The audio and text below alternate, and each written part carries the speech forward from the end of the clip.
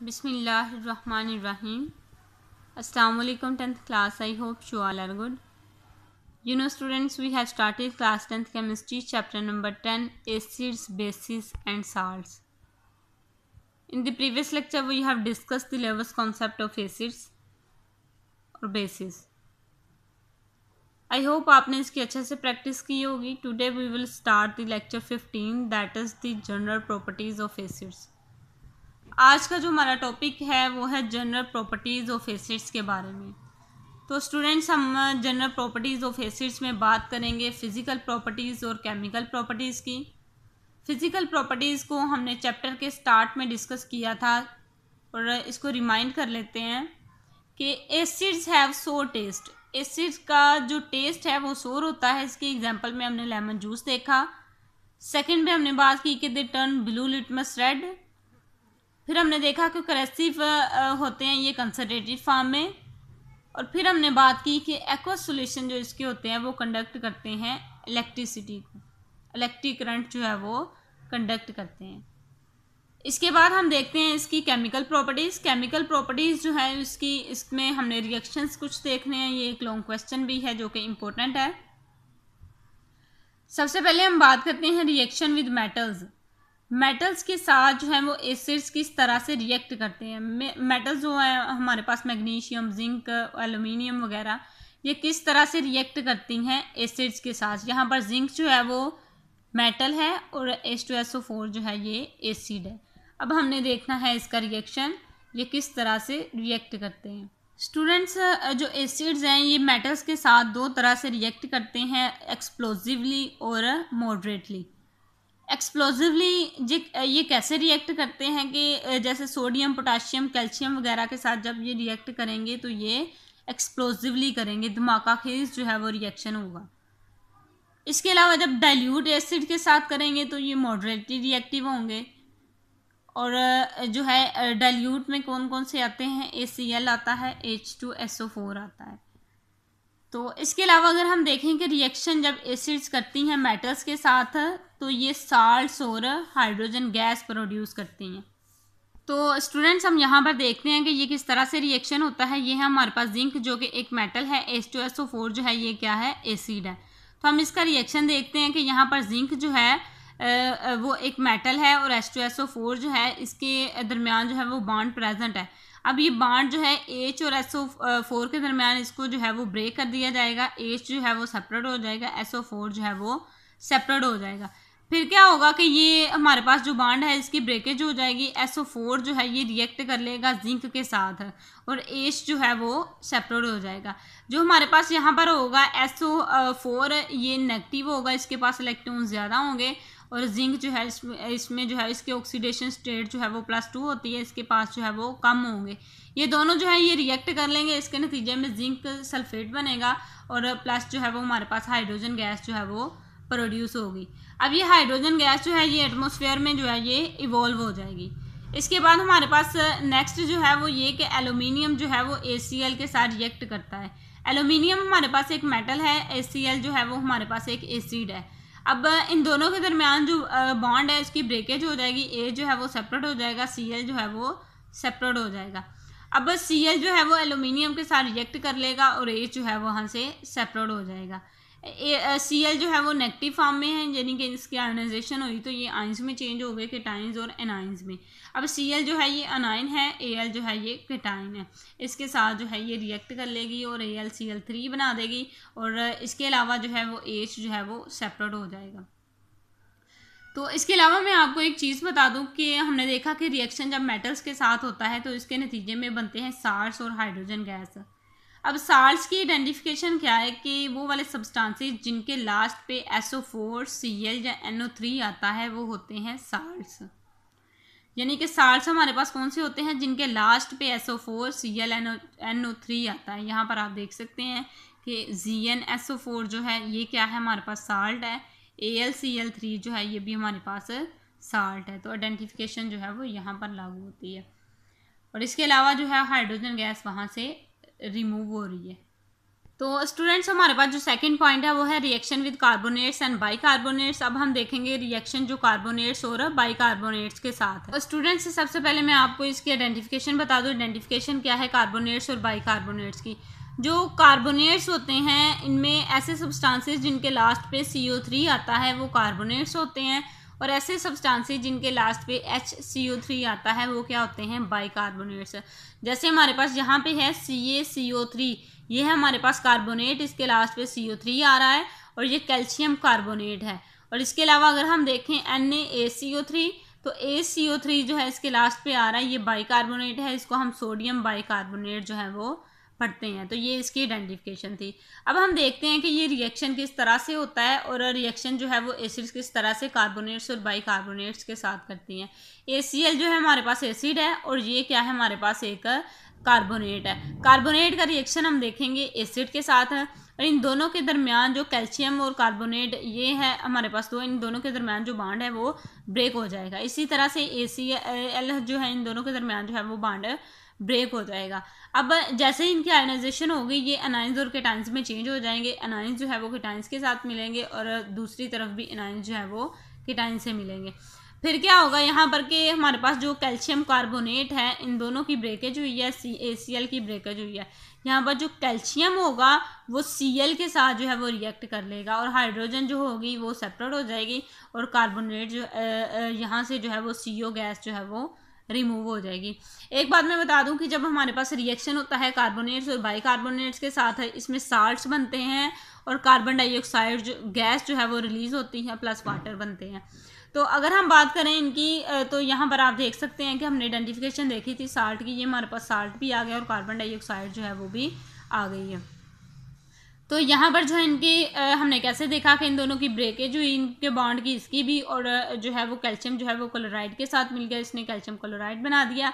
फिर हमने देखा कि यहाँ से ऑक्सीजन जो है वो H के साथ मिलकर उसने वाटर बना दिया और बाकी बचा हमारे पास CO यानी कि CO2 बची है, कार्बन डाइऑक्साइड गैस बची है, वो जो है वो एटमॉस्फेयर में इवॉल्व हो जाएगी। इसके बाद बाइकार्बोनेट के साथ अगर हम देखें तो NaCO3 हमारे पास है, इसमें जो है वो ब्रेकेज होगी बॉन्ड की और इसमें जो है वो भी ब्रेकेज होगी। अब फिर क्या होगा कि Na जो है वो यहाँ से सोडियम जो है वो SO4 के साथ मिल जाएगा और NaSO4 साल्ट बना देगा। फिर क्या होगा कि यहाँ से H जो है वो H और O जो है वो इसके साथ मिल जाएगा और ये बना देगा H2O, और बाकी यहाँ पर जो कार्बन डाइऑक्साइड होगी वो यहाँ से रिमूव हो जाएगी। तो इस तरह से कार्बोनेट्स और बाइकार्बोनेट्स के साथ रिएक्शन जो है वो होता है, साल्ट्स और कार्बन डाइऑक्साइड जो है वो बनते हैं। इसके बाद हम बात करते हैं रिएक्शन विद बेसिस के, किस तरह से एसिड जो है वो बेसिस के साथ रिएक्ट करते हैं। NaOH जो हमारे पास बेस है, ACl जो है वो एसिड है।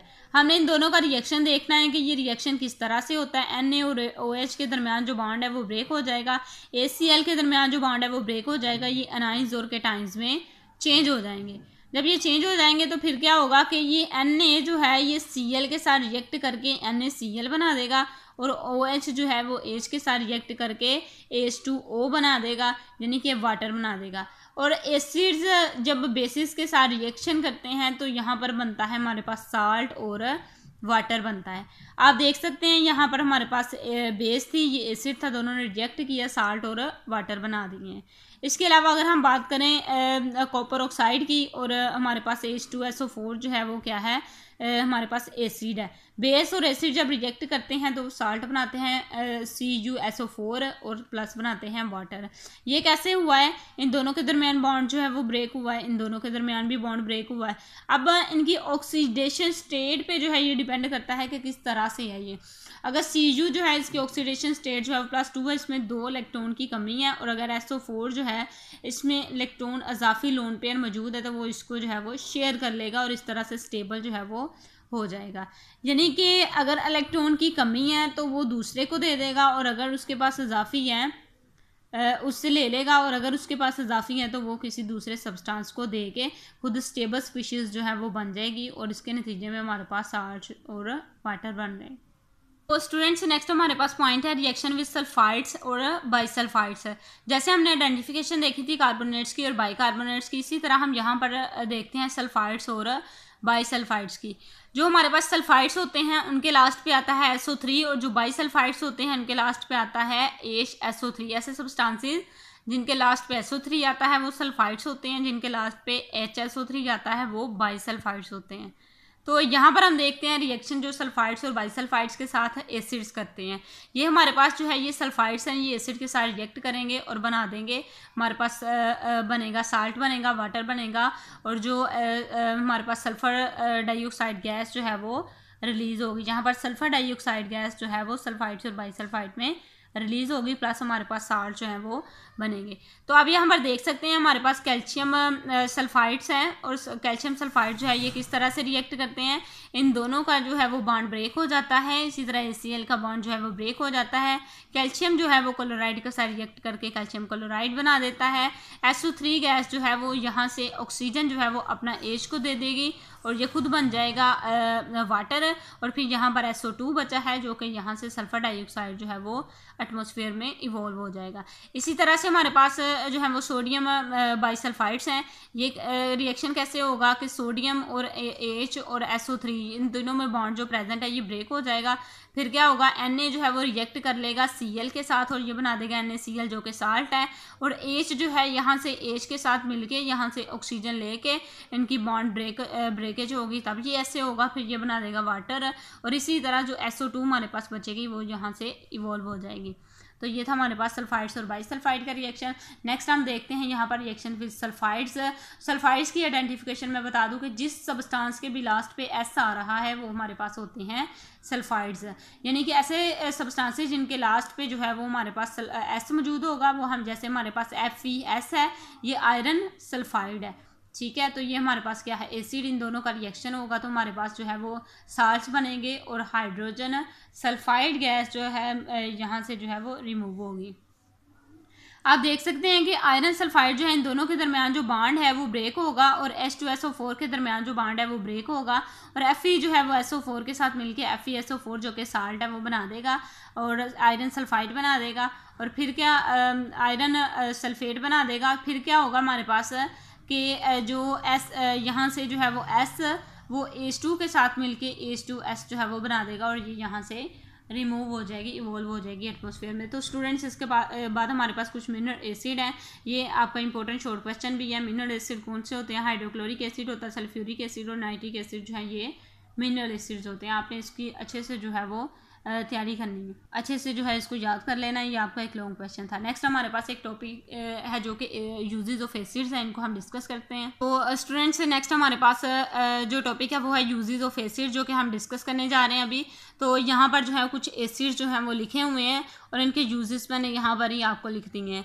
तो सबसे पहले हम बात करते हैं एसिड्स की, कौन कौन से होते हैं। Sulphuric acid, nitric acid, hydrochloric acid, benzoic acid और एसिडिक एसिड।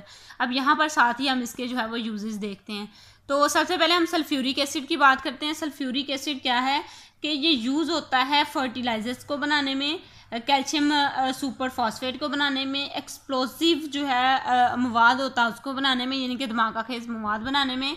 इसके अलावा अगर हम बात करें पेंट्स की, डाइस की, ड्रग्स की, तो यहाँ पर जो है ये यूज़ होता है। उसके बाद हम बात करते हैं नाइट्रिक एसिड की। नाइट्रिक एसिड भी फर्टिलाइजर्स में, पेंट्स में, ड्रग्स में, और जो हमारे पास प्लेट्स होती हैं, कौन सी प्लेट्स होती हैं, कॉपर की प्लेट्स होती हैं, इनके ऊपर जो डिज़ाइन वगैरह किए जाते हैं उन पे डिज़ाइन करने के लिए जो है वो नाइट्रिक एसिड का यूज़ होता है। इसके बाद अगर हम बात करें हाइड्रोक्लोरिक एसिड की, तो हाइड्रोक्लोरिक एसिड जो है ये क्लीनिंग मेटल्स में यूज़ होता है, यानी कि मेटल्स वगैरह को क्लीन करने के लिए यूज़ होता है, टेनिंग के लिए यूज़ होता है, इंडस्ट्रीज़ में यूज़ होता है ये, और इसका जो है वो बहुत ज़्यादा यूज़ है इंडस्ट्रीज़ में, और क्लीनिंग पर्पस के लिए इसको बहुत ज़्यादा यूज़ किया जाता है हाइड्रोक्लोरिक एसिड को। इसके अलावा अगर हम बात करें बेंजोइक एसिड की, तो ये सबसे इम्पोर्टेंट वर्क जो है इसका ये है फूड की प्रिजर्वेशन, फूड को प्रिजर्व करने के लिए बेंजोइक एसिड का यूज़ जो है वो किया जाता है। इसके बाद लास्ट जो है हमारे पास एसिटिक एसिड है, फूड को फ्लेवर देने के लिए, फूड को प्रिजर्व करने के लिए जो है इसका यूज़ होता है। इसके अलावा जो वास्प वगैरह जो है उसने अगर काट लिया है तो उसके स्टिंग का जो है वो क्योर करने के लिए हम एसिटिक एसिड का यूज़ करते हैं। तो स्टूडेंट्स ये था हमारा आज का लेक्चर, जिसमें हमने देखा कि किस तरह से जो है वो यूजेस ऑफ एसिड्स हैं, एसिड्स किस तरह से जो है वो यूज़ होते हैं हमारी डेली लाइफ में।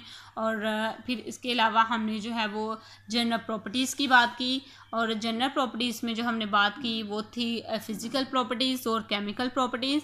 और केमिकल प्रॉपर्टीज़ जो है इसको हमने डिटेल से डिस्कस किया, फिज़िकल प्रॉपर्टीज़ का इंट्रोडक्शन देखा, ये हमने प्रीवियस लेक्चर में इसको डिटेल से डिस्कस किया था। तो नेक्स्ट इंशाल्लाह हम फिर मिलेंगे जिसमें हम जनरल प्रॉपर्टीज़ जो है वो बेसिस की डिस्कस करेंगे। आज के लिए यही हमारा लेक्चर था। Thank you so much for listening me carefully. Take care. अल्लाह हाफिज़।